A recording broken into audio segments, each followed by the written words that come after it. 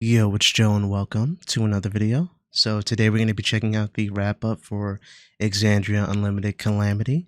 I won't really be taking too many notes this time around. I'll just be watching it, enjoying it. So I'm pretty sure there are going to be things that fly over my head probably, but this is more of just something for me to see to get a better understanding of what I just watched, because we all know I have a lot of questions. And if I sound a little off, it's because I'm dealing with a sinus infection, but I'm still going to get in there. And I'm still going to see what this bad boy's about. So just bear with me if I'm coughing a little bit, or if I sound kind of off, that's why. Well, hello. What's up, Marisha? How we doing? To the official wrap-up of Exandria Unlimited Calamity. Calamity. That's right. We'll be exploring all of the luscious lore surrounding the Ring of Brass, the fall of Avalier, and even everyone's favorite Aeorian reporter, Bolo. Bolo. Like her. Yes. Don't like her. Yes. I'm glad that they actually brought it up, because I was wondering, are we going to learn about Bolo? Huh? What happened to Bolo? I got to know. So many opinions. This will be a round-ish table. There's a rectangle one here. Discussion with fan questions peppered throughout. So sit back, relax. Oh, that's cool. And So they answer fan questions. That's dope. Reflections on the apocalypse we brought about, but also maybe made just a little less worse. Maybe. And so with that in mind, Cool. I think first I like we the should maybe just do a positivity. little quick round of introductions. I mean, There's no like intro song that plays now or Bro. something? Make one now. What is good with Sam's shirt?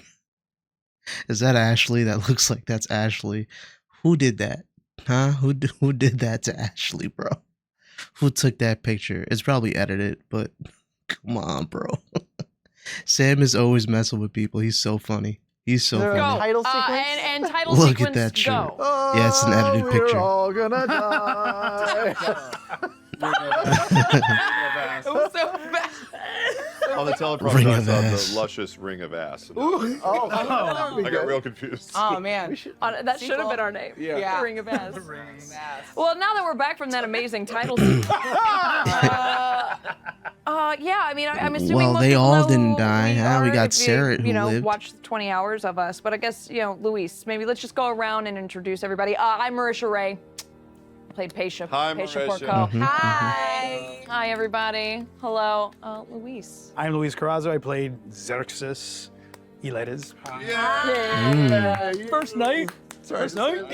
I'm not sure what camera to look into. Hi, I'm Sam Riegel. I was the voice of the Herald's Tome, Loquacious Loquacious Sealy. Sealy. I'm also a talented actor. Damn, so you had to do And that. a fun fact now. Oh, we're adding fun facts. Yeah, I was gonna say on we're the adding third fun instance, facts. we kind of added a new category and thing to say. yes. Complimenting yourself. Yes, yes, yes. Okay. Ooh. Hey gang, I'm Brendan Lee Mulligan. I was everybody else.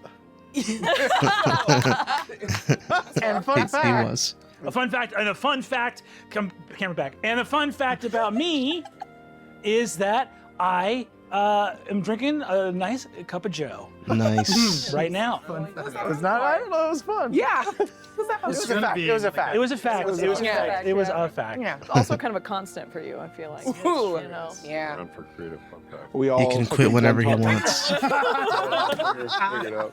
Give focus. Give Yeah, focus. can we give Yeah, let's focus? go.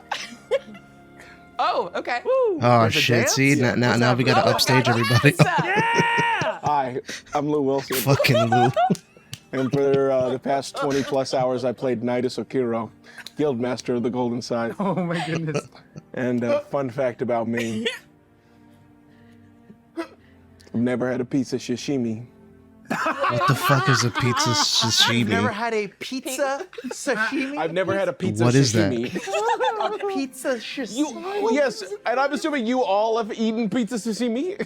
No. I personally have never had pizza sashimi. Pizza What the sashimi. fuck is that? So pizza sashimi is Thank you, Brendan. raw raw- dough raw pizza. with slices of tomato, Yes. uncooked cheese, and uncured ham. You've ne- Are we dead ass? classic kind of, they serve it a lot in Shitty Barcelona. bruschetta. Yeah. It's real. Hey, it's real. No, That doesn't sound like it's gonna be the best of time for your gut, but Google it. okay. It might taste really good. Are we going to me?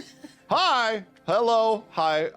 Sorry, Travis, I don't mean to cut you off. If any of you guys have had pizza sashimi, put it down in the comments. Let me know how that was. How it like is it worth having the pizza sashimi, or should you just have it regularly, cooked and stuff like that? Yeah, let me know. I'm wondering what the difference is, and like what are the pros and cons, and whether you like it or not, if you have had it before. Just off the sound of it, because I've always had regular pizza. I don't know if that's going to be the best thing for your gut, but now that now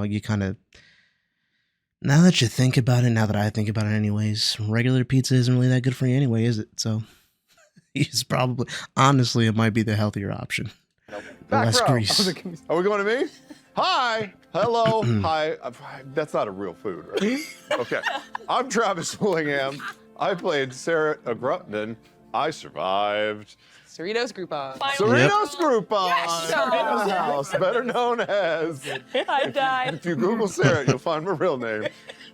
Fun fact, I wore a black t-shirt tonight in an effort not to get food on myself when I ate dinner. Oh, yeah. Smart man. That's a smart guy right there. One. Yep, nailed Proud it. of you. Sweet. Hi. I'm here. Hey, I'm Abria Iyengar. I played Lyran Cor Marsili. Iyengar is a dope name. Architect Arcane. Fun fact about me, I don't think I've ever won a game of rock, paper, scissors ever in my life. Wait, right now. You gotta go. Yeah. go hard, That's ready to go. crazy. You got I'm nervous. We're gonna make history. We're gonna make history. No one throws on three. We're gonna make history. that's She's gonna win. We're gonna throw on 4. Rock, paper, Okay. shoot. Rock, paper, scissors, shoot. Rock, paper, scissors, shoot. Rock, paper, scissors, shoot. We made history, baby. Let's go. Let's go. Wow. What a show, man. Yeah, you know what? I think Let's wrap it up.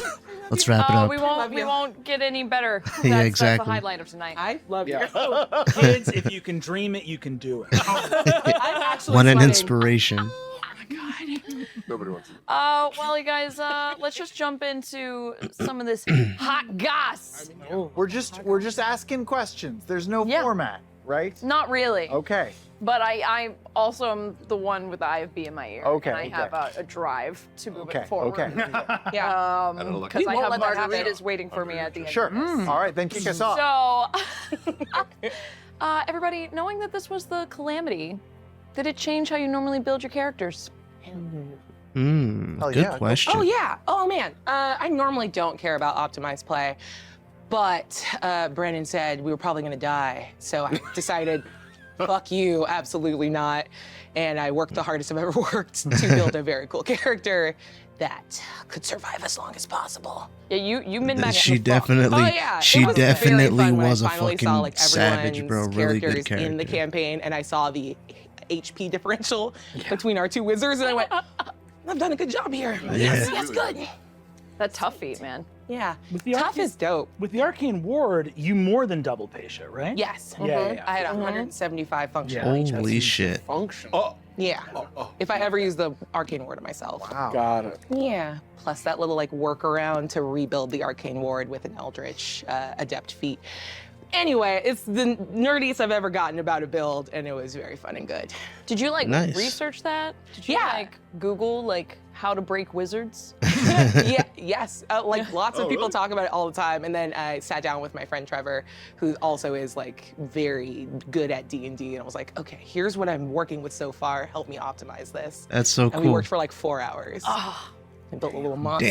Damn. That's Damn. When we that- were building out the characters, you sort of said, Brennan, Brennan Lee Mulligan, GM of EXU Calamity, Loves coffee. you said we could just have, like, was there a limit to how many items we could have? You were just like, now I know why you said this, but you were like, yeah, just pick a bunch of magical items. And that scared me. That frightened me. It made me Yep, feel there was like a I big was reason doing- because like of I the was tax cheating. men, right? So I only picked like 2 very, very weak items. I think I picked like a wand of smiles. What is a wand of smiles? And like a +1 ring of protection, and I felt guilty doing that. But then I looked around at y'all. You had Yes. everybody had like yeah. all I was this like, shit. You had a strength of 56. Yeah. You were stacking. You were all stacking shit. I didn't have any. I felt guilty doing it. But now I know why. You were going to taketh away everything that you gave us. Don't trust Brennan gifts. The moment that Luis like dropped in our Slack though and was like, "Can I take a Holy Avenger?" I was like, "Well, he asked first, so now I feel like it's paved the way, free reign." Yes. Well, there's an element of verisimilitude to that, right? Like these people would imagine being like Verisimilitude. "Yes, the secret movers and shakers of Avalier. I'm looking that Can word I up one more borrow time. $20? And like, no, these people would be fucking loaded. They're at the height of a magical fucking civilization. They would be strapped with gear. So it was actually not. That actually only makes a sense. Clever ploy. It was not just me pulling the like parenting trick. I of think it someone's was like, part "I'm of running it, away." Brennan. And you're Come like, on. Good, run away. And you're like, run away, you know, and then you're like, That was not a reverse psychology thing to get you guys to not pick magical items. It was truly from a place of like when I saw Luis go ham on the magic items, I was like, yes, because it's just realistic. This is a civilization that's like, we don't need an army, we just need one guy with a belt of storm giant strength. Storm giant strength. That's why 29 strength. Storm giant strength. And when you see Xerxes fighting, you're like, yeah, believable. Like that he would was. cover it. Everybody Yeah, in this was absolutely. insane, but Xerxes was insane as well. So anybody else want Nope, to talk about how that's they it. built their characters? Me? Yeah.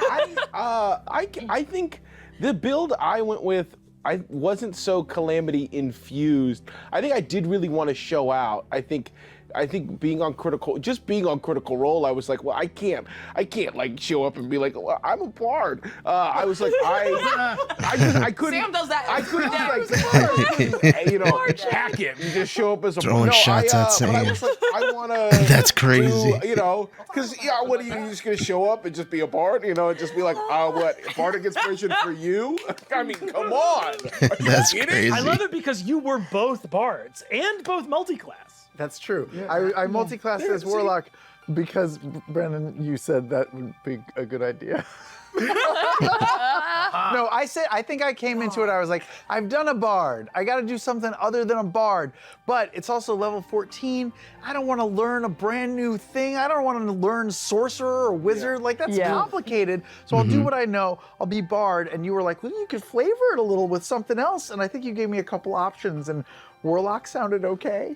And gave us a really awesome connection. It did. Story-wise, not only for the game contained within itself, but also very timely with Ashley's character in C3, the connection to the Sealy The court. Sealy court. Yeah, absolutely. Yeah, that was a well-researched connection that I definitely. I don't know any of this stuff, spent a lot but of that's time going to be researching. cool, I'm sure, when I And find out talking to about this. Ashley about and.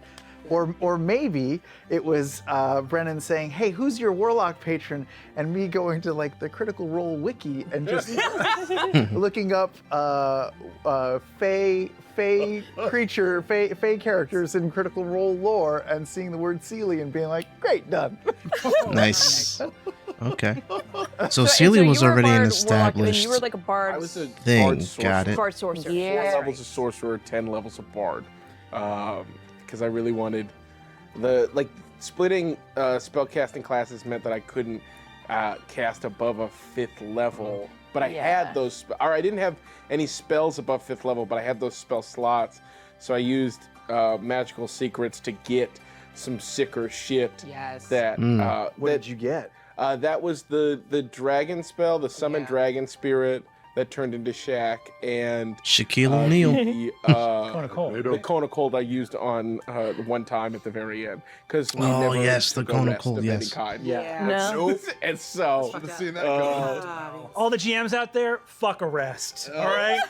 They don't need them. They don't need them. in this room. Go fuck yourself. Wait, I have a question for the multi-class. The This is the multi-class. first time I've ever multi-classed. It was really fun. Really? Yeah, I got access to all sorts of other cool stuff. I also used magical secrets to get some cool things. It was great. It was fun. What So what is This is what is something interesting when I magical think- secrets? I wonder. Can you guys fill me in on what that is?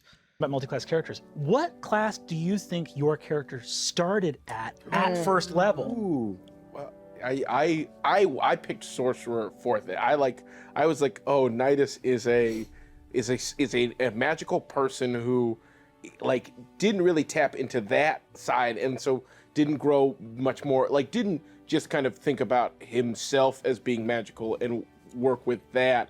He instead used what little magic he had and kind of navigated it through the lifestyle he lived. So I went starting 4 levels of sorcerer, finishing 10 levels of bard.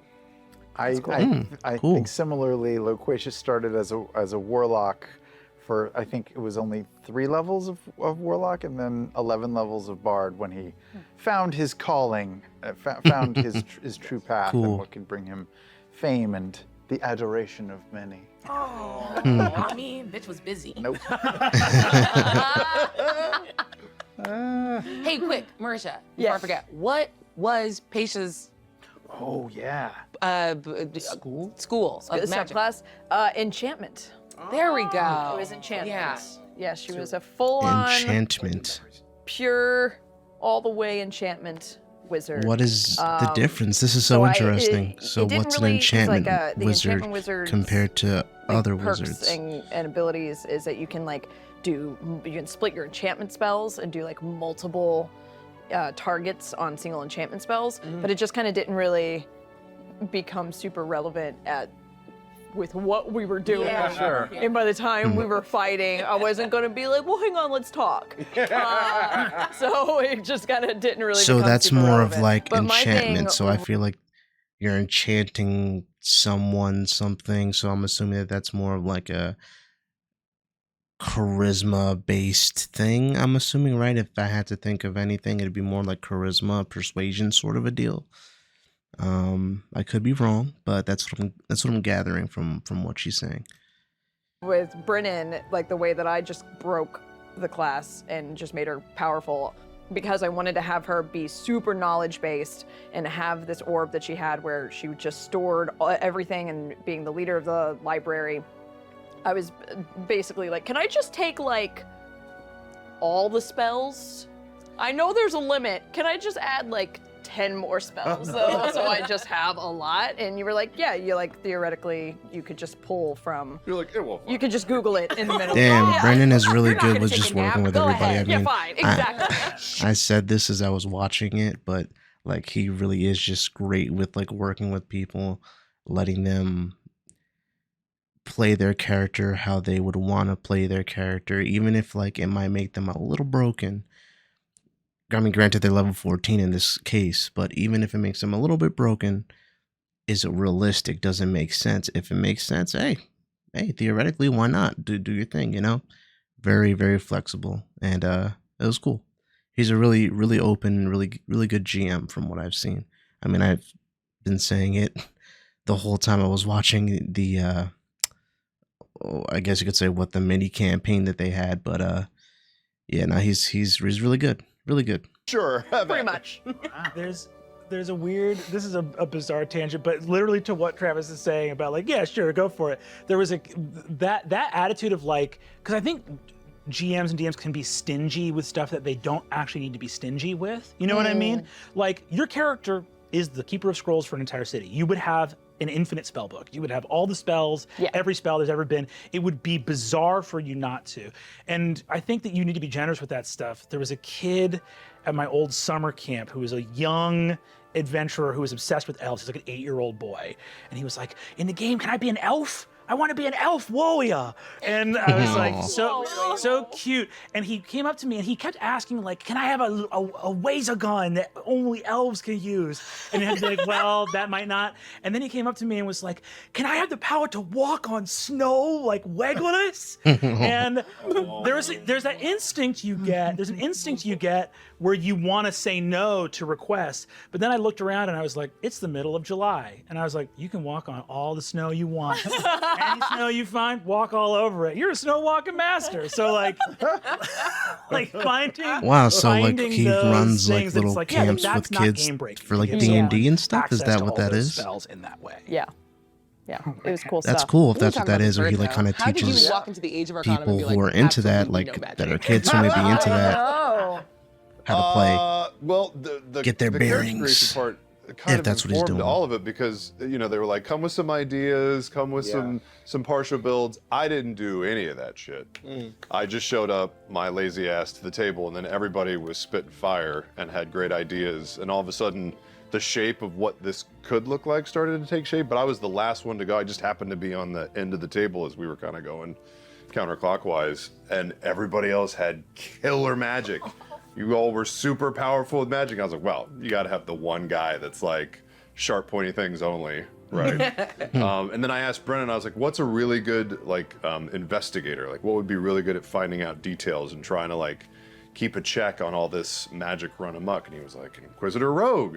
So the more you build that out, the more you realize you're really good at like being slippery and not getting hit. But if you do get a hit, it's one really good stank one, which was nice. Yeah. Which was nice. One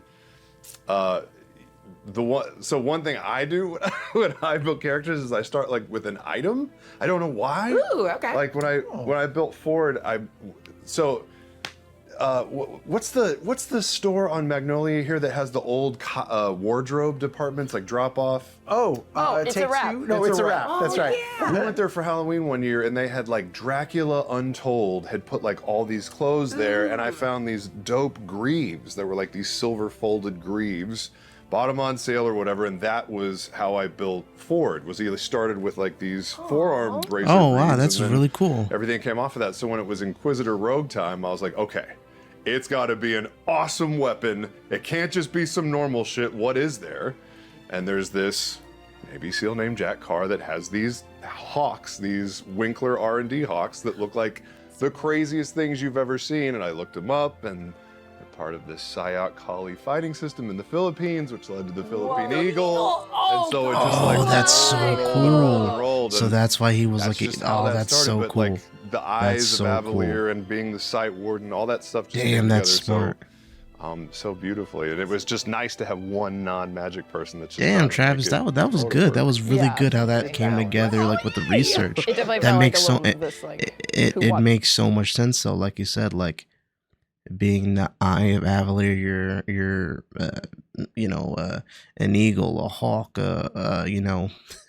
something able to keep a watchful eye on everything, and it just fit everything so well. That's so crazy how that worked out for a character like that. Not only somebody who could be keen and have a keen eye on everything, but also for that kind of a character to wield those weapons and to be so slippery. It would be something like a bird type of creature who can basically see things coming before a lot of other creatures can, dude, that's really cool how that just all came together. Watches the Watchmen type of Yeah. element of like, let's have this one person who's a little bit more grounded. But I felt so out of it, which was probably perfect. Because we were talking about this before we actually started. We probably should save it, but when the first episode started, you guys were just in it. You were talking about your magic shit, and you were in the city, and I felt like there was a rapport amongst some of you, and I felt like I had missed like a meeting or something, because you guys were just comfy and talking about the city and how it works, and I was just taking notes furiously and trying not to get lost. And it turns out There was. some of you did. bitches. No idea what you're talking about, and I wasn't scared of you the entire time. Oh my god. I had a completely normal relationship with Sarah. For those who missed our Twitter Spaces thing, oh yeah, which is everybody, there was a secret meeting. There was a secret meeting, and who was at this secret meeting? We had a few secret wow. meetings, but Trouble right? Chica, But I let's think, go. yeah. And what did you guys discuss? That's Kind of just crazy. how awful we were. Oh, truly. That was mostly the topic of discussion, which was Yeah. like, how nasty are you? And it was fun to be like, I had gone and be like, all right, I'm gonna be a little nasty.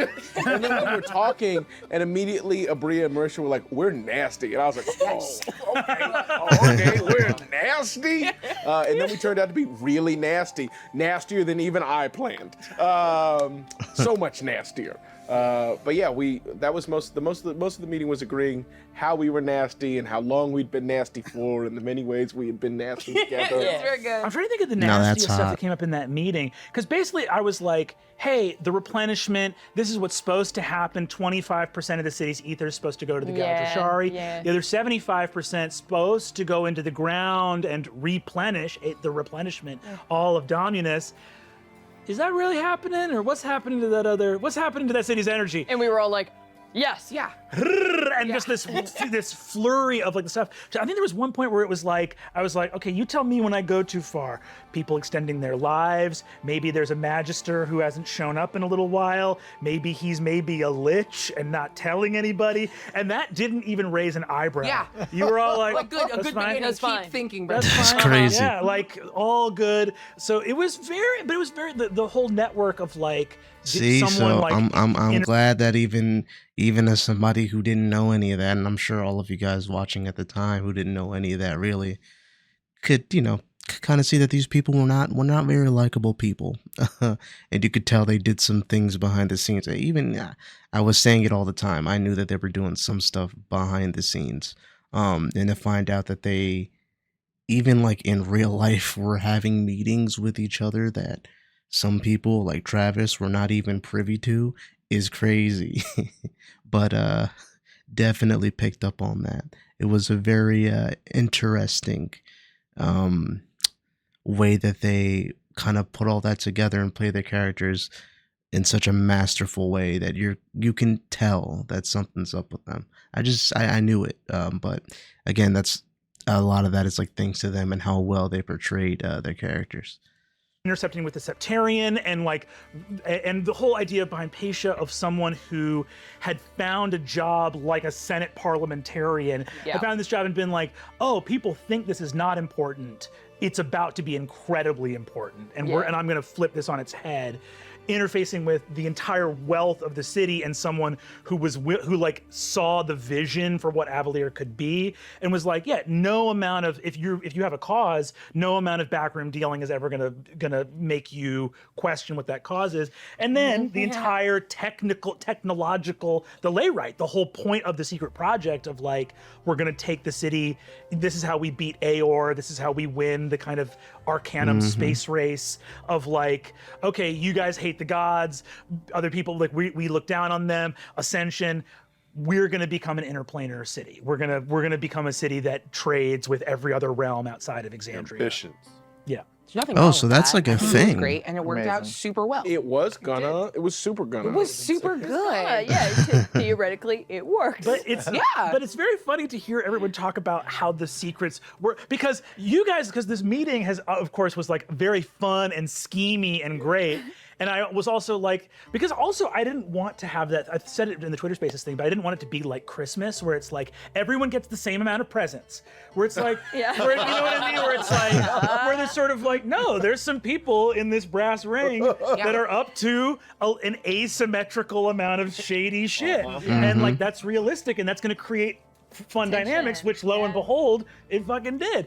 And That's so cool. But it's very good to hear about the meeting. That's Because while so the meeting cool. was happening, I also was aware of the other secrets that were coming up. Sure. So it's like, you guys are having a meeting and you're like, we're nasty. And then I'm emailing with Luis every day and he's like, yeah, my character's not doing good. And he really thinks about betrayer gods like every day. That's very fun. Like, so you guys are like, we're corrupt city officials, and this guy's like, it could all burn. Maybe it burns today, tomorrow. Who knows when it burns? Like, yeah, Delightful. yeah. But that feels like you were just on such another level of like, you saw through it all, which made sense. It's like a different level of bullshit. I mean, it's weird to try to have an objective take on the character that you had been like sitting in for so long for sessions. But I know that I wanted to play Redemption Paladin right away.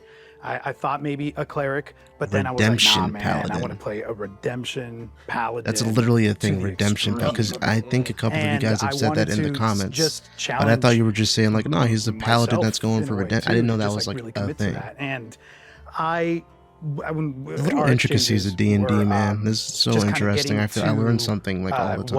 What runs, me sort of just offering and getting some sounding board stuff on what runs Xerxes. And I wanted to make a parallel between what he was experiencing as the first night and what maybe his idea of the betrayer gods were. Like the first night being in this tower and a really lonely experience that he never really asked for, but was kind of put on him. So in a way, he was in his own sort of like isolation. And so I wanted to create something that would make him connect to the experiences of the Betrayer gods, and then really crazy, extreme redemption Paladin. And I don't know, I mean, I guess he had secrets for sure, but he didn't have long-standing secrets. The dream happened the day Did you of. ever tell us? Yeah. No, about but yeah. there were two moments. Oath of deflection, Paladin. Two. Oath of Xerxes. deflection. Yeah. Paladin. Never answered a question. Dropped the whole Oath zone of of truth and was like, deflection. and let me not tell you about So let me tell you, 100% true. that motherfucker. the two moments Yes. that I was like, I think I'm gonna lay it all out on the table was in the second session why I was looking for Nidus. Is because I wanted, like, that was my oldest friend, and I would have, if I had found you, I would have told you. Where was I? You were chasing your deal. No, when you walked out in the second session, you had been in the bathroom with the cracked mirror. Yes. And then you came out, but that's when Akami Ro got murdered. Because I could Yep. see in your eyes that you wanted to spill the beans. and I was you like, stopped it? We're not letting Yeah. that. No, that was the second time. The first time was right after we spoke to Pervin. To Pervon. Pervon. Yes. Pervon, That was say it and then I right. wanted to, instead of going back to meeting everybody, I wanted to go find you. And then I couldn't find you. Yeah. And then the second time was the zone of truth. But then you said no. And I was like, okay. Don't if you're, put this on me. Don't you dare I was act like, like okay. I said All right. no. no, and I was Well, like, but okay. it's because I only turned on you because This feels like therapy now for some reason. Yeah, the talk I out. turned on you. I never would have turned on you. No, I'm tired of this. No, I'm tired Are Stupid. you of this. hearing what he's saying? I'm trying my best. All right, you know what? Fine. I am. You know what? Okay, you know always what? does this. I am receiving this information. I'm receiving the idea that because I scolded you, which I felt terrible about, in the zone of truth moment that you did not reveal. But to be fair, that was seconds after you. Like, as other people had been like, I don't want to do the zone of truth, and you had been like, what are you hiding? And I, Yes, yes. and I had to be Love like, it. okay, bro. Yeah. It was so cool. I loved it so much because it was, I love it when there's like a scene, an exchange between you and another person at the table where they completely set you off course and into another direction because they've done a thing that changes you. Yeah. And I was gonna dig my heels in, but then I was like, I don't know. It really affected me to have the guy that's known me the longest call me out, and I was like, okay, it was fucking cool. It was so good. Well, for people to know too, Yeah, that was- like, in the emails that I had with Luis. It was just, and this is my That was a crazy moment, I gotta say. when I get, what is it called, the zone of truth, and bro was like, nah, I ain't doing it, which would make you, of course, like super like, what are you hiding, sort of deal. But it was a very interesting thing to see, like, even like on like at the brink of like everything going to shit, everybody was still holding cards close to their chest. And I don't think that at that point it was a form of I don't trust you, because it was at the end of it was basically right before everything went to shit at the final battle, basically. So at that point they all have had to have trusted each other the most that they could have. But the fact that there were still things that they were like, nah, at that point is still interesting to me. Very, very, very fun moment. But I think that there were so many moments, like Brennan said, because of like the dynamics of like all these different characters where it's like they all know each other or know of each other, but they have so much to hide because there's so much shadiness going on too. And even like the people closest to them might not know how shady and how nasty things get, between each other behind the scenes, but I still think that it's a great dynamic. Like, it just made a lot of fun moments. And that specifically as far as like the nastiness and like spilling the beans and everybody being open with each other, that part added like such a fun little, it was just a fun moment to see that, like, damn, bro, even as everything's going to shit, you are literally all you have. Each other is all you have, and you're still not willing to say everything. Come on, crazy. My first time playing with you. But again, I think it also goes to their hubris and everything too, which was part of their downfall. But anyways, let's let Brandon speak. People to know too, like in the emails that I had with Luis, it was just, and this is my first time playing with you. We had coffee before the game, and it was just like, I was like, oh, this guy feels about storytelling all the ways I feel about storytelling, because you at the table got totally lost in the character. People watching you could be like, is Luis gone? It's only Xerxes now. But people need to know in the emails, Luis was fully of sound mind. I was getting emails like, here's what my guy thinks. He could be totally fucking wrong. Like everything from Luis was as a collaborator, like, hey man, I am making a man who is strongly convicted. These are his convictions. This is what a paladin is. One of the smartest things I feel like 5e as a system did when it moved paladins from being wisdom casters to charisma casters. You know what I mean? Because it's like, it made me realize why you don't want to base morality. Wisdom casters to charisma casters. Wisdom casters to charisma casters. I mean, the charisma caster thing, I can see that with the inspiration and stuff like that, but give me an example of like how things used to be to how they are now with like 5e and the paladins. What is like what would it be a pretty plain difference between a wisdom caster paladin and a charisma caster paladin that you could put forth for not just me but other people who might not know, because that's interesting. I mean, I feel like wisdom has to do with like just things that you know. I mean, that's kind of like what wisdom is, like regular things that you would know, and charisma is like imposing yourself. Oh, so is that what it is? So a wisdom-based paladin, I guess back before 5e, was paladins were more of, okay, what I do is based on like what I know. But with the 5e paladins, it's like, okay, I can do even more based on how I can influence others. Is that what that means? Like, yes, they have their own wisdom, but they use their spells or whatever abilities they have to influence others, which can then really make them powerful. Like that's really where they get their strength.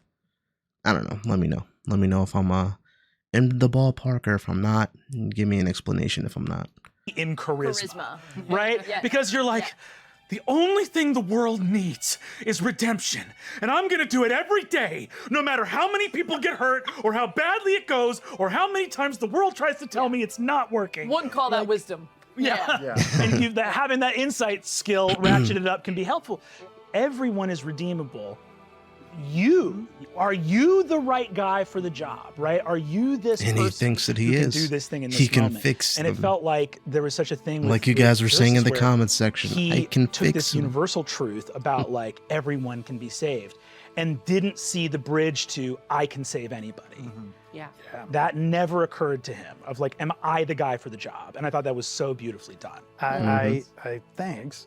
I had a conversation with, and I don't think every redemption paladin needs to be played this way, but again, I wanted to play one to the extreme, and that was part of the flaw that I had embedded in it. And I was like, this is an incredibly toxic trait. Incredibly. It is that I am gonna change you. And but not I can. I will. And it's so funny because in the beginning of my reaction to this whole thing, I was like, oh man, Xerxes is like one of the most down-to-earth characters, man, hella humble. Yeah, okay. All right, buddy.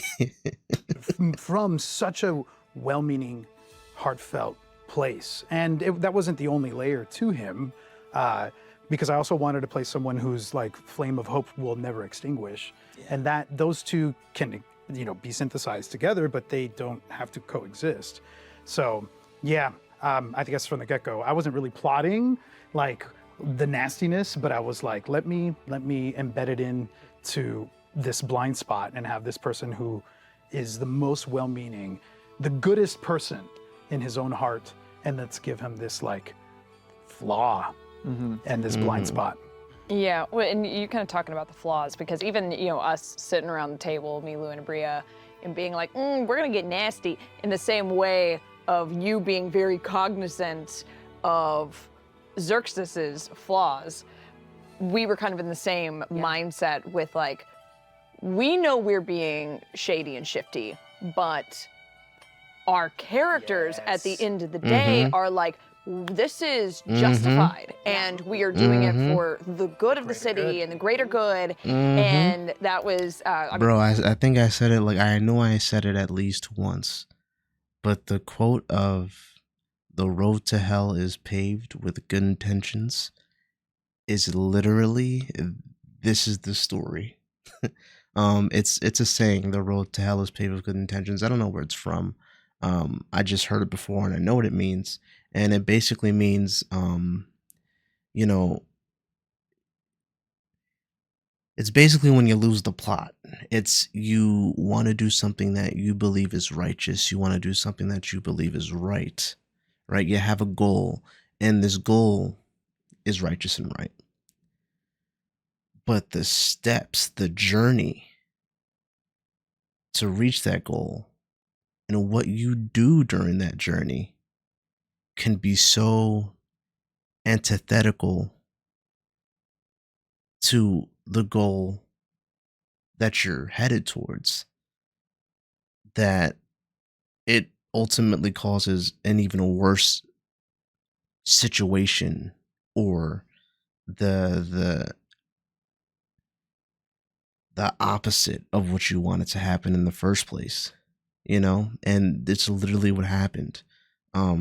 Xerxes wants to save everybody, and he can redeem everybody. That's his goal. But on the way, he lost sight of himself, did some shady stuff, as well as everybody in the Ring of Brass did some shady stuff. Even Sarah, I believe. He's got some faults. And it brought forth not just their destruction, but people around them. So many people had lost their lives, their families. It's, you know, it's an apocalyptic scenario that they brought forth off of trying to make things right for themselves and their people. They ultimately made things the worst they could possibly be for themselves and their people, because the majority of them died, and the majority of their people died. It's crazy, man. Crazy. But the road to hell is paved with good intentions is literally this mini campaign. That's the moral here. That's the message you get. Speaking of the good of the city and the greater good, and The greater that was, good, baby. speaking of incredibly poignant, incredible life lessons, something that Brennan talked about on that day, which was not to tell your story, but ending in, you know, the lesson being never trust a motherfucker with a cause.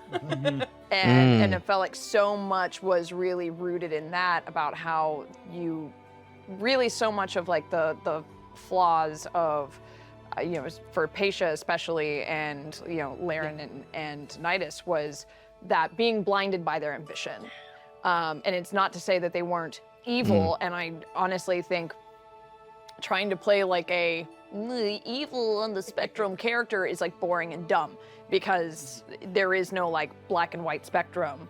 And to try and play that calculated, manipulative, but you're doing it because you know in the end you're gonna win and you're gonna be right and everyone will fucking love you for it. Yep, everybody's gonna That's love you trying for to it. be on that level of Thank you so awareness. much. You're a savior.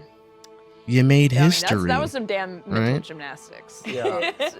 These were like some pretty deep and complicated characters. Yeah, because you know, I mean, as a player, you know what you're doing is wrong, but you also know, like, my person thinks that it would be right. So you gotta do it. There's a reason why I'm doing bad things to get good results. Yes. And yeah, it was fun to watch you all do that. I think for my character, my guy was almost the opposite. Like, my character was perfect in every way.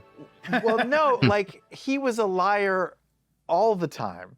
Yeah. Like that was his surface level was like, yeah, I always lie. I'm always stretching and bending the truth to do what I want.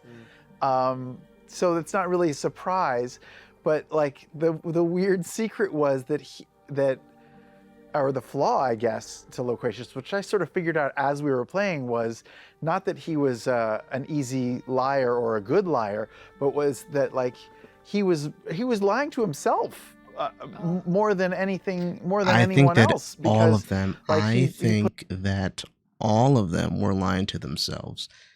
I don't know if he was lying to himself more than anybody else. I feel like they were all lying to each other pretty hard, but he's about to explain, so let's see. More than anything, more than anyone else, because like he put on this this outward appearance of knowing everything, being super confident, being beloved by all, but all he wanted was very simple things, and he couldn't admit that to himself. He just wanted a lady, and to be happy, and to be truthful. Like he didn't like.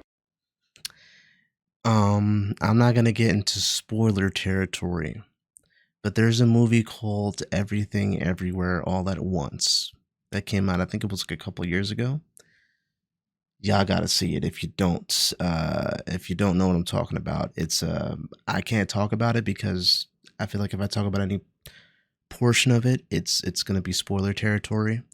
But there's a quote that comes to mind, and the quote is, "In another life, I would have loved nothing more than to just do laundry and taxes with you." Ooh.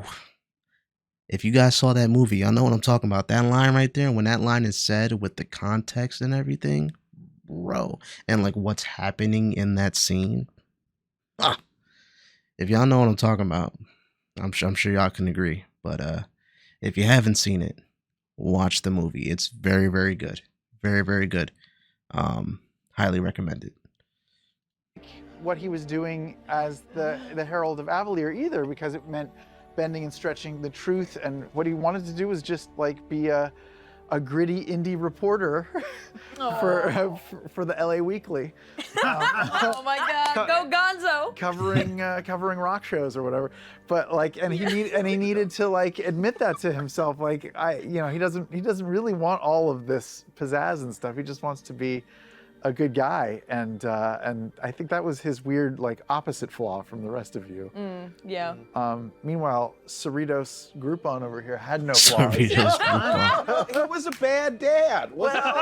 Yeah. He was so sweet. No. In the end, right? But that's just catching him on that day. So that day he had a good day as a dad. I think the years prior to that were severely less. What happened to the wife? Do we know what happened to the wife? Yeah, so What'd you do to her? Oh, nice. Okay. I just didn't pay any attention to her. So The implication that was there was that Rain and Sarah were not doing great. Yeah. And we're split up. we were Was she and her sisters, or what? Yeah, she was. It was one of those things where he was obsessed with his work. He had a high station in the city. But This while is he had his exactly eyes what on we all knew everything this else, what it was. Literally everything outside But of his their house, family. it wasn't on her and it wasn't on the children. Yeah. And she was like, this is my idea of her. She was like, I need more purpose. I'm gonna go find that elsewhere.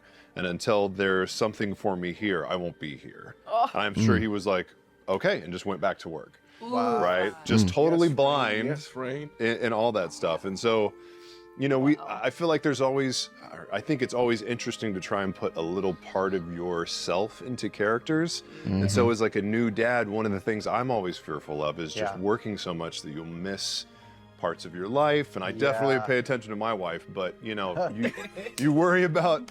Way to get that in there on tape. Yeah. Love you, I see you. Laura. I love my wife. Heart emoji. Oh, shit. Yeah, Take care of my kid. Just being like, you don't want to miss any of that stuff. And so I think in that last day, it wasn't about who he'd been. It was like who can you be if you get one last chance, right? Like go. I feel like that whole day, when it's all said and done, was a moment of Sarah's life like flashing for his eyes, especially when it was coming down to the wire. You know how people say that like in your last moment, you see your life flash before your eyes? I feel like that day was just a realization of like, damn, I was a shitty father. I wasn't really there for my family. Like, I did all these things for my family, but I didn't take any time to stop and appreciate my family or um, be the father that I could have been. You see that happen so much, and that's like a real thing that a lot of people deal with. Um, putting work in front of everything, and then when the dust settles, uh, you know, sure, you have all of this stuff. Um, I guess maybe in his case, maybe monetarily, he had all this power, status for his family. They were well off. They were fine. Um, but he missed out on that other chunk, and I think it's so important to have like a balance. And I know that this story is not necessarily about that, but his story in this story is definitely something that we could all learn from, I think.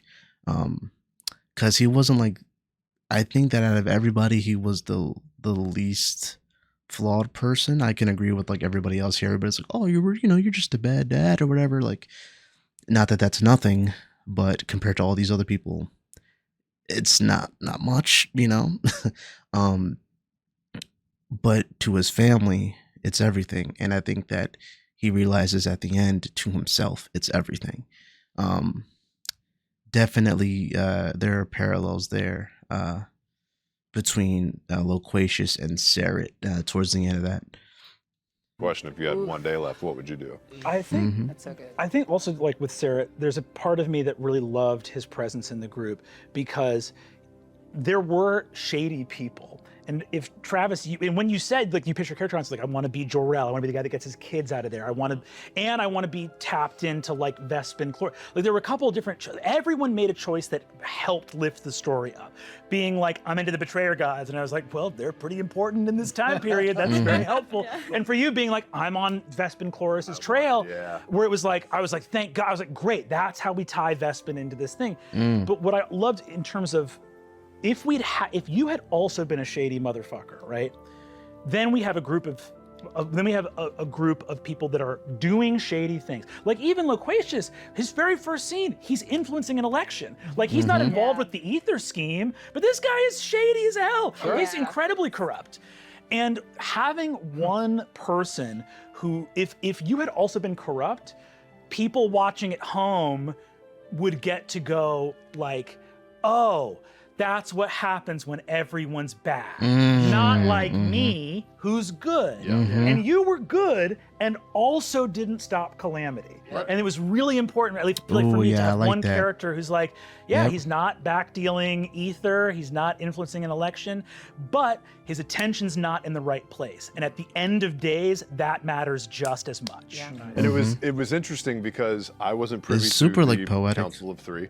The Council of Three. I of course was experiencing everyone's secrets as they were happening, but whether we were in the Herald's Tome and you were being I've got to rewatch this again, like and on my own, other and things just were look happening, at I found in that Travis's moment reaction, not like wanting these to little press things. my friend on the thing that you were clearly lying about, which was just so fucking telling. Also about like, if your job is to do the right thing in the end of days, and even though you know all that extra shit, I still wasn't like pushing you on it. So it was just interesting. It was interesting like that. I will say my favorite part was learning that your wife was also a scientist. Because again, I was like, Sarah's gonna come for Laren at some point, and that was like my one emotional needle. Like, oh, you couldn't figure shit out with your wife, so you're coming after me now?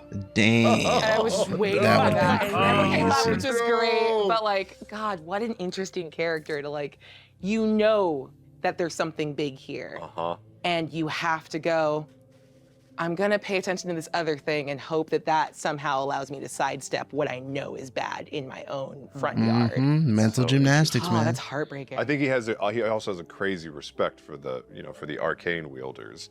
So I think also it was, I think on the inside he knew it wasn't something he could mess with unless he was able to get right up close to you. And then maybe turn or push the button, right? Yeah. But, yeah. Oh, so good. Kind of jumping off of while we're talking about the dads, we have a question from the Katie M on Twitter. Oh, okay. Travis and The Katie Luis, M. what inspired your decisions to make characters who had children despite knowing that you were telling an apocalyptic story? Did you think the fact that your characters were both dads affected your gameplay and caused you to make different decisions to the other characters? Because I agree with Katie here. Fucking bold move. Yeah. It hurt our feelings. Yeah. But Brennan made when it the kids worse. were cute, Brennan it was, made like, it worse. incredibly fucked up. Like when they were like fun and delightful and not even just like blank slate. Yeah, kids. that's what I'm saying. Brennan made that shit the hurt little so much more. I melted in Oh, my no. fucking chair. I was dying. Well, I mean, I want to hear what Luis's take was, but for me, usually it seems like in adventure campaigns, a group of adventurers go to the threat, battle it, and maybe if they're lucky, somebody will hear that they either succeeded or failed, but it's like collateral damage is minimized and it's out there. This took place in the city. It's in personal, your man. home, That's and everybody personal. else's home, and of course that means there are families and women and children and everything else, hopes and dreams and everything. So that I felt like we had to do that Yeah. because Yeah. it makes it far more fucking complicated. Yeah. 100%. I think I it just kinda made for a wanna great ask, 'cause dynamic. You were already talking about, you between of the two of us, you have your own kid, and did that ever, giving your character a child in the Calamity didn't make you kind of go, oh? I mean, you were saying how you related to that. Very much Aspect so. of it. So I brought up before that. So I'll back up. My favorite superhero, it's not very interesting, is Superman since I was a kid, just because he's a guy that can do anything and chooses to do good. And so I loved that growing up. But I've always been fascinated by Jor-El, who was also very influential in Krypton and did the right thing and got his kid off the exploding planet. But if I had to critique it, I'd be like, if you were so smart, motherfucker, why didn't you make a rocket for the three of you? So you could all go out instead of just your kid. So part of that was also like, you can be the baddest, most focused warrior, But shit mage, happens, whatever. brother. And when shit hits the fan, there has to be a priority. And if one is shutting down the threat, then number two inherently is your family. Yeah. So you've put something above your family. And as a new dad, I don't know how to do that. Like you might hear it, but when people say like becoming a parent is literally someone taking your heart out of your chest, taking it out of your body, giving it legs, and it starts walking around for the rest of your life. And all you can do is stare at it and the things that are around it and try and protect it and hope that nothing bad happens to it. And that's the craziest Damn, I never heard that notion. before, but that's beautiful. So when I knew that a calamity was coming, I thought it would be interesting as a player, depending on where it went down and what was going to be happening, if he was torn between the thing that he's been trained to do his entire life and knowing that maybe there is something more important than that in this moment, even though he holds this high position. So that pull was what I wanted. I just didn't know I didn't know I wanted it like that. Yeah, Brennan is a Real devious dirty. man. You said something that I'm fascinated by new parents because I don't have kids, and I don't know if I want kids. But I mean, I don't think they're gross or anything. They are. They do gross things. no one my head assumes went. I was that like- until you started Until I said it, justifying I it. know. Yeah. I'm gonna tell you. I mean, Sam, when we just had Roni, he was like, "You're gonna get poop on yourself." and I have nieces and nephews, and they don't live far away, and but that's not the same as having your own kid. But I am fascinated by what you described, which is like that your heart is like now outside. Yeah, of you I'd never and- heard and that before. Now out in the world, and whenever friends of mine have their first kid, I kind of interview them, and I'm like, so I mean, is all this stuff true that people say? And then just to get them to talk about. It's just endlessly fascinating to me, and that's one of the reasons why I like to play a parent, because it's me playing pretend and trying to access something that I feel like I get a sense of through my imagination, but I can only imagine in real life. There's nothing to compare it to in real life, but I'm endlessly fascinated by that. And so it just made sense for me to have, and I wanted to have a kid that wasn't mine. I wanted to have, again, to kind of parallel the relationship between the gods. I think I had told Brennan, I said, I kind of see the story as like a story of like fathers and sons and in a sense. And so seeing like the portrayers as our fathers and mothers in a way, and then I have the kid who's not mine but is mine, and I've never like explored that, so it was cool. That's a And really I'm glad that you said interesting what you said, way to because look at that's- it. and Okay. next time I play a dad, I'm gonna literally imagine my heart leaping out of my body and then taking form as a kid, and that's gonna be fucking cool. It's very powerful, and to hear an actual, It to is hear you very say that, powerful. it's really, you can feel it. So Well, even cool. the dichotomy too, that you had a complicated relationship with your son, Yeah. and kind of playing that estranged father role. Yeah. And then because your kid was staying with Yes. Yeah, your family. your family, My family, Right. yeah, so good. and we Yeah. only really got a little bit of that. Just a kiss, you know. Yeah. Yeah. That's just so. Yeah, I mean, that was something we talked. That was something I threw out. I think because I knew Nidus wouldn't have like an actual like family, but I liked the idea of. I liked it as a representation of how close we were. That your kid was at one point in would our just lives. be over there, and just that be it's like chilling. the three of us were some kind of triumvirate to the point where you were like, yeah, he'll be part of. He's part of our extended family. It's cemented, I think, by relationship to you, and I think that's why it was in the moment so easy to like give into you. And if this were like a longer campaign with more of those moments, I can imagine always doing that, because I don't know how I don't know how you stop feeling indebted to someone who's taking your kid. Yeah. Like how you and your family did. So, yeah. Abria and I briefly discussed Yeah. whether we had kids, and we quickly said, nah. Because It wouldn't make something much sense. Slightly hilarious about exes who fucking hate each other, and there's something that's not hilarious at all about exes with a kid who hate each other. Yeah. Like, oh no, that's terrible. So Speaking of that, we did Yes. that. We also went Yes, I and was got gonna coffee. say. Yeah, there was early talks about. You did with him. Yeah. Jesus. Early talks about doing, who Travis? We were just sitting with our thumbs up our ass. Like, yes, next time, find little, debris you know, as like- fast as you can. That's the game, baby. We never talked about who Elias's mom. Nope. Never. And there were early talks about like, Wait, like you? yeah, of Laren being Elias's mom.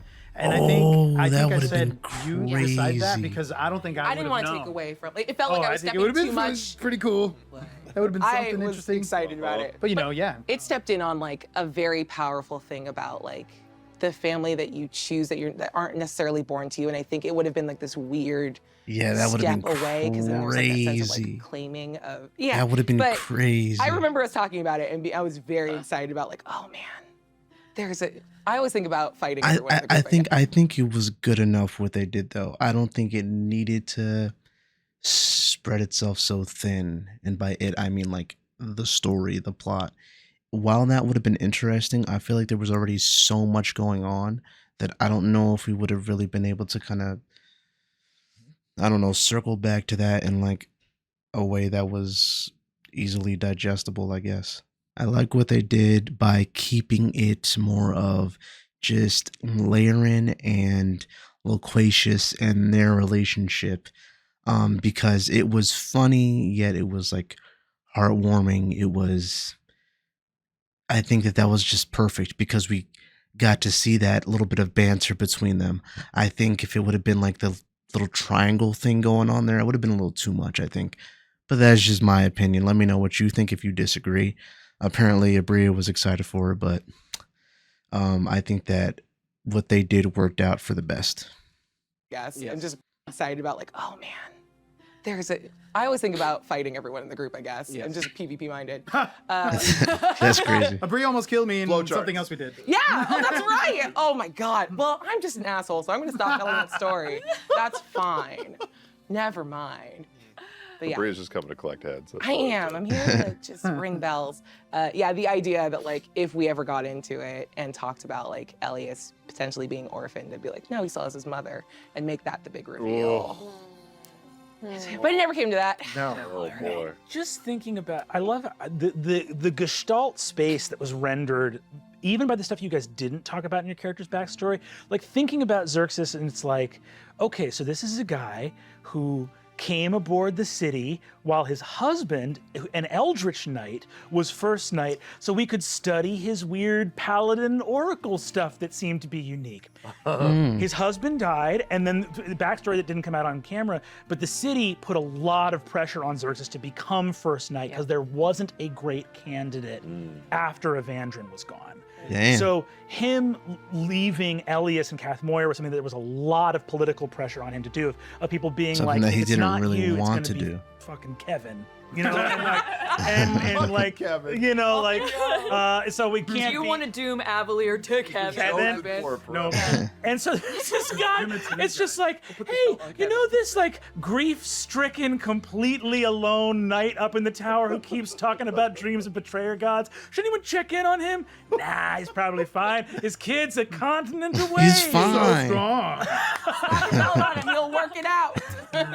So strong. I want to ask you what it was like for you to play our kids. I don't know. I'm just Love it.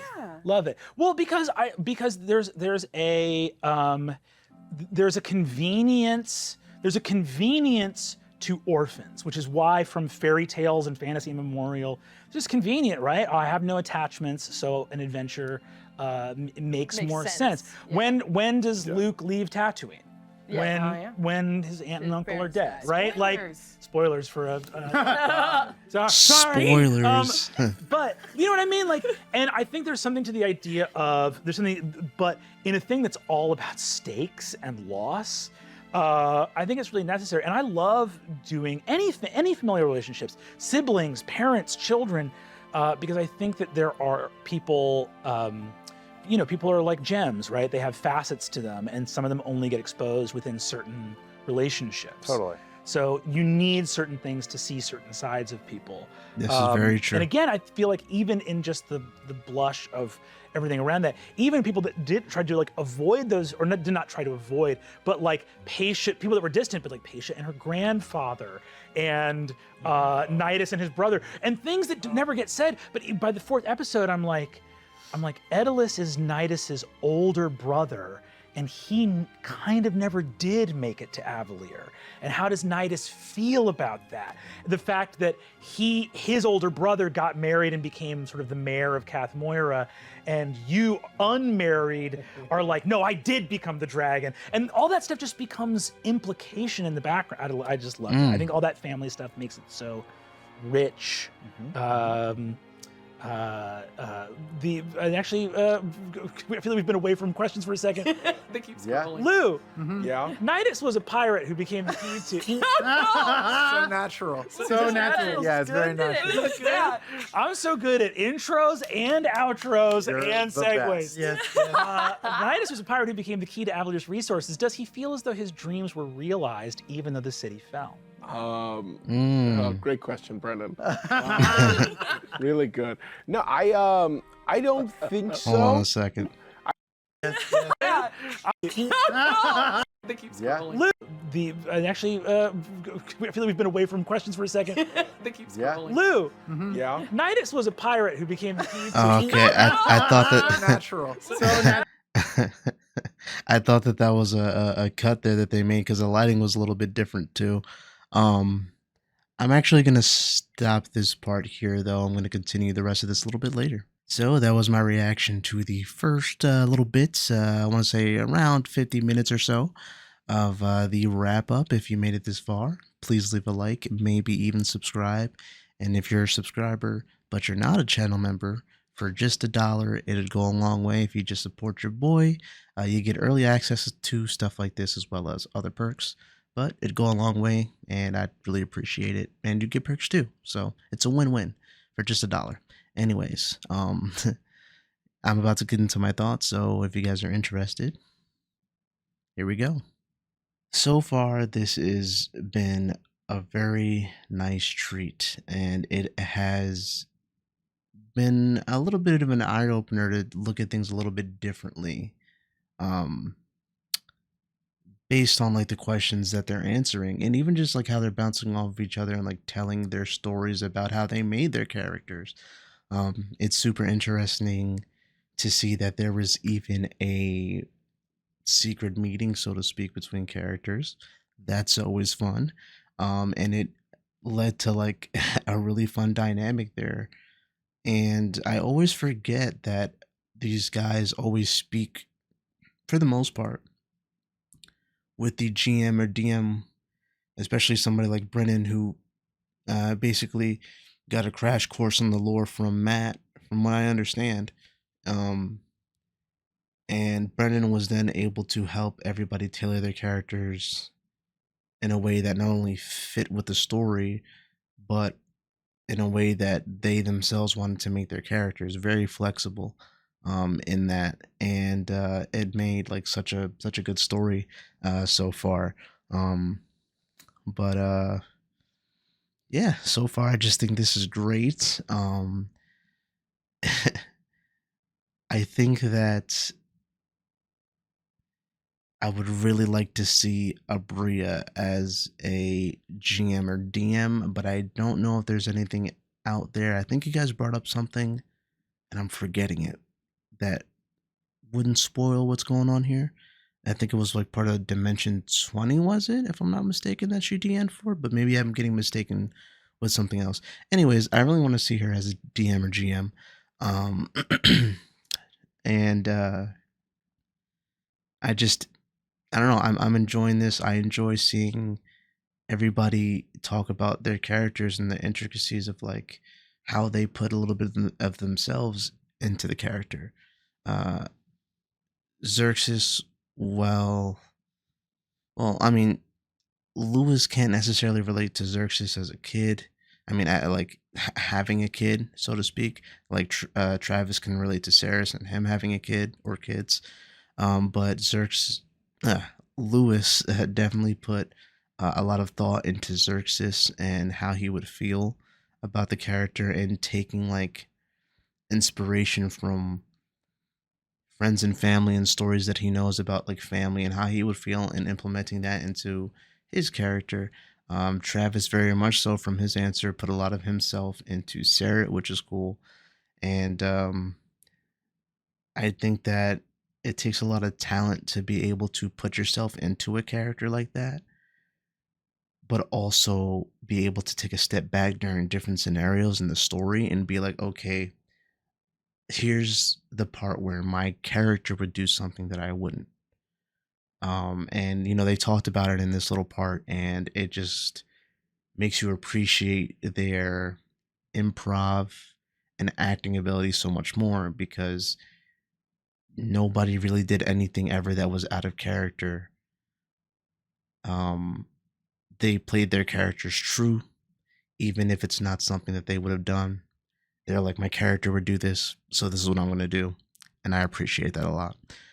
But so far, those are my thoughts. If there's anything that I missed or didn't comment on that you want to add a little more info with for myself or anybody else in the comments section, you do so. I hope you enjoyed, and I look to see the rest of this soon. But in the meantime, have a good morning, afternoon, or night. Stay safe, guys, and I will see you in the next one. Peace.